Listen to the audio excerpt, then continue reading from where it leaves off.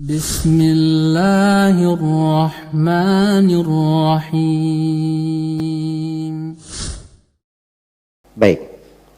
Kemudian berikutnya tauhid secara istilah. Apa itu tauhid? Secara istilah, iya. Jadi secara bahasa kita sudah ketahui mana tauhid secara bahasa. Iya. Itu menjadikan sesuatu itu hanya satu saja. Itu secara bahasa. Adapun secara istilah, tauhid itu punya dua makna. Ada makna umum dan ada makna khusus. Makna umum dari tauhid adalah ifradullah ta'ala fi haqqihi. Mengesahkan Allah subhanahu wa ta'ala dalam haknya. Ya. Dan kadang dibahasakan oleh para ulama rahimakumullahu ta'ala dengan bahasa yang mirip dengannya, semisal dengannya. Ya. Dan ini perlu kita ketahui ya, bahwa bahasa-bahasa yang dipakai kadang berbeda di dalam mereka melafadzkannya pada kalimat-kalimatnya, tapi maknanya sama. Yang mereka inginkan adalah hal yang sama. Jadi kalau kita berikan tadi definisi bahwa tauhid itu adalah ifradullah ta'ala fi haqqihi, mengesahkan Allah subhanahu wa ta'ala pada haknya. Sebagian ulama ada yang mendefinisikan ifradullah ta'ala bima yakhtassu bihi. Iya. Mengesahkan Allah subhanahu wa ta'ala pada hal yang merupakan kekhususannya. Pada hal yang merupakan apa? Kekhususannya. Dan ini sama saja. Baik. Jadi ini definisi tauhid dengan makna umumnya. Dengan makna khusus tauhid, kadang yang diinginkan dengannya didefinisikan ifradullahi bil ibadah. Mengesahkan Allah subhanahu wa ta'ala dalam apa? Dalam ibadah. Ditafsirkan kepada tauhid uluhiyah. Iya. Jadi selesai definisi tentang tauhid itu. Berikutnya pembagian tauhid. Pembagian tauhid. Di antara ulama ada yang membagi tauhid menjadi 3. Yang pertama adalah tauhid ar-rububiyah. Yang kedua adalah tauhid al-uluhiyah. Dan yang ketiga adalah tauhid al-asma was sifat. Iya. Yang pertama adalah tauhid rububiyah. Tauhid rububiyah itu artinya ifradullah ta'ala bil khalqi wal mulki wat tadbir. Mengesahkan Allah subhanahu wa ta'ala dalam penciptaan, kekuasaan dan pengaturan. Dan dia mengatakan ifradullah ta'ala bi af'alihi. Mengesahkan Allah dalam segala perbuatannya. Ya. Tauhid rububiyah kalau dibahas, jadi seorang kalau meyakini tidak ada yang mencipta kecuali Allah, maka ini pembahasan apa? Tauhid rububiyah. Tidak ada yang menghidupkan dan mematikan kecuali Allah, maka ini pembahasan tauhid rububiyah. Itulah tauhid rububiyah. Iya. Kemudian yang kedua ada namanya tauhid al-uluhiyah. Tauhid al-uluhiyah. Tauhid al-uluhiyah inilah yang merupakan inti dakwah para nabi dan para rasul. Dan ini merupakan perseteruan antara Rasulullah sallallahu alaihi wasallam dan kaum musyrikin. Iya. Sebab kaum musyrikin itu tidak mengingkari tauhid rububiyah. Mereka mengingkari tauhid apa? Uluhiyah. Nah, tauhid uluhiyah itu adalah ifradullah ta'ala bil ibadah, mengesahkan Allah di dalam ibadah. Iya. Jadi seluruh ibadah hanya diberikan kepada Allah subhanahu wa ta'ala dan hanya dia satu-satunya yang berhak untuk diibadahi. Siapapun diibadahi selain daripada Allah, maka itu adalah kebatilan. Karena Allah subhanahu wa ta'ala berfirman, "Dzalika bi anna Allaha huwal haq wa anna ma yad'una min dunihi al-batil. Iya. Demikianlah karena Allah itu dialah yang maha hak, yang maha benar, dan selainnya itulah yang batil. Ya, kalau itu di surah Luqman, kalau di surah Al-Hajj huwal batil. Ada tambahan huwanya. Jadi Allah yang maha hak, yang maha benar. Ibadah itu hanya miliknya. Dan segala yang diibadahi selain daripada Allah Subhanahu wa ta'ala itu adalah kebatilan. Kemudian tauhid yang ketiga namanya tauhid al-asma was sifat. Tauhid tentang nama dan sifat. Ya, apa definisinya? Ifradullahi azza wa jalla bima lahu minal asma'i was sifati. Tauhid asma was sifat artinya mengesahkan Allah Subhanahu wa ta'ala pada hal yang merupakan nama dan sifat-sifatnya. Baik. Jadi apa yang Allah Subhanahu wa ta'ala tetapkan untuk dirinya di dalam hal tersebut, maka kita tetapkan untuk Allah Subhanahu wa ta'ala berupa nama maupun sifat itu sebagaimana yang Allah tetapkan.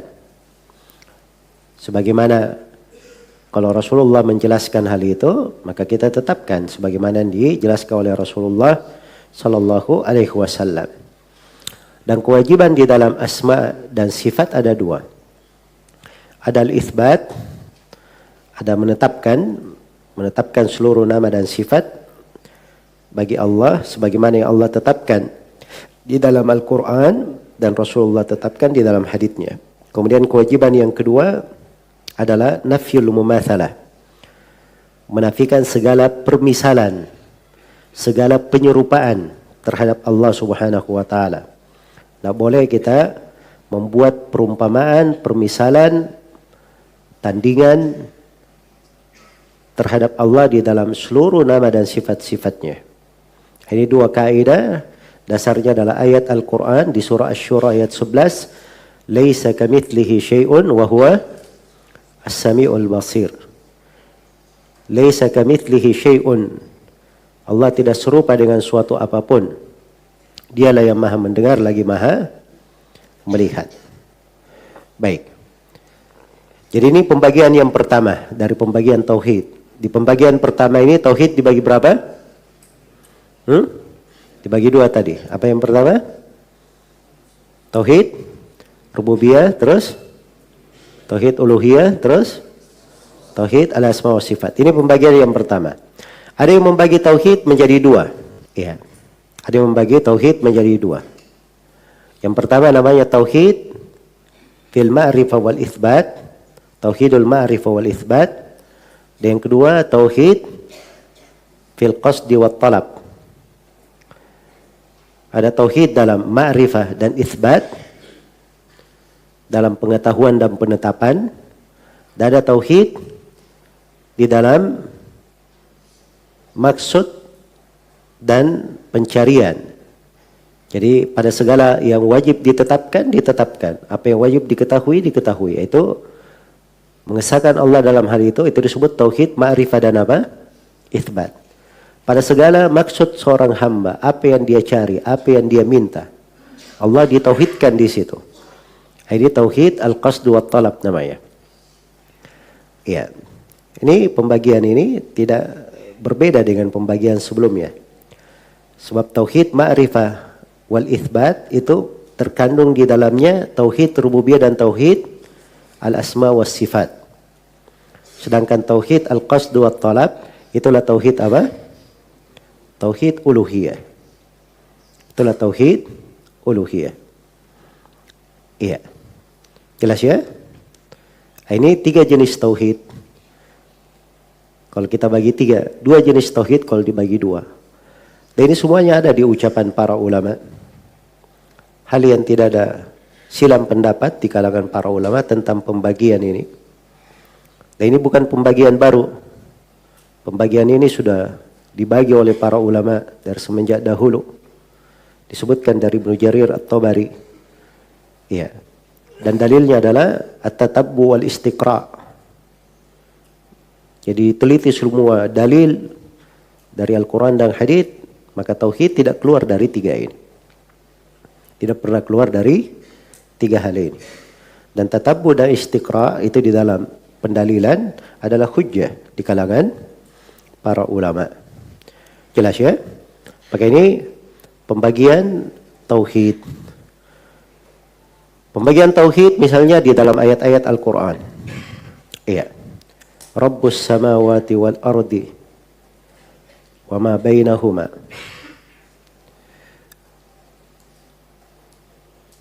Fa'buduhu wastabir li ibadatihi hal ta'lamu lahu samia. Itu satu ayat ya di surah Maryam. Ya, dikumpulkan di dalamnya tiga tauhid. Rabb langit dan bumi dan apa yang antara keduanya. Iya. Ini tauhid apa? Rabb langit dan bumi. Tauhid apa ini? Rububiyah. Fa'buduhu wastabir li ibadatihi. Beribadalah kepadanya dan bersabarlah dalam ibadah. Ini tauhid apa? Uluhiyah. Hal ta'lamu lahu samia. Apakah kamu tahu ada tandingan bagi Allah? Ini tauhid apa? Ini tauhid asma was sifat. Ya. Kita buka surah Al-Fatihah. Surah Al-Fatihah isinya tiga tauhid semuanya. Jelas ya? Alhamdulillahi Rabbil Alamin. Sudah penetapan nama Allah. Rabbil Alamin. Ar-Rahmanir Rahim. Maliki Yawmiddin. Ar-Rahman, Ar-Rahim ini kan nama semua. Maliki Yawmiddin ini juga nama. Ini tauhid asma was sifat. Lillahi, ya. Hanya untuk Allah. Ini penetapan tauhid uluhiyah. Rabbil Alamin. Rabb semesta alam ini tauhid apa? Rububiyah. Ar-Rahman, Ar-Rahim, asma wa sifat, Maliki Yaumiddin. Ini tauhid rububiyah. Iyyaka na'budu wa iyyaka nasta'in. Hanya kepadamu lah kami beribadah dan kepadamu lah kami mempertolongan. Ini tauhid apa? Tauhid uluhiyah. Itu awal surah dalam Al-Quran. Akhir surah dalam Al-Quran. Surah apa? Surah An-Nas. Qul a'udzu bi rabbin nas, malikin nas, ilahin nas, min syarril waswasil khannas. Qul a'udzu bi rabbin nas. Katakanlah, saya berlindung kepada Allah, Rabbin nas, Rabbnya manusia. Tauhid apa ini? Rububiyah. Malikin nas, yang menguasai manusia. Ini apa? Rububiyah. Ilahin nas, ilahnya yang diibadahi oleh manusia. Tauhid apa? Uluhiyah. Dan ini penyebutan Asmaul Husna, itu tauhid al-asma was sifat. Jelas ya? Ya, Rabbin nas, Malikin nas, Ilahin nas, ini semuanya dari asma dan sifat Allah Subhanahu wa taala. Jadi pembagian dari tauhid ini tidak pernah keluar dari ayat-ayat. Iya, ditunjukkan oleh berbagai dalil. Jadi kalau ada yang mempermasalahkan pembagian tauhid, ini orang yang tidak mengerti tauhid.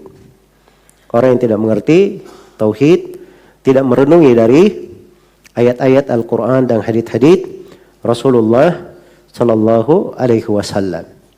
Ya, para ulama itu membagi tauhid untuk memudahkan orang di dalam memahami tauhid itu. Sebagaimana di dalam fikih misalnya dibahas fikih itu. Misalnya fikih diklasifikasikan, dibagi menjadi 4.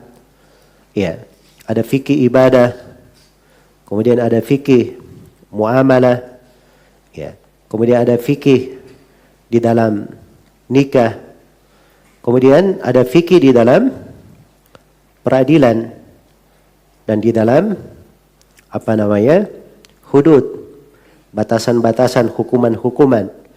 Ya, ini 4 garis besar pembahasan fikih di kalangan fuqaha. Kalau ditanya apa dalilnya? Fikih terbagi 4. Ya. Mana ayatnya, mana haditsnya?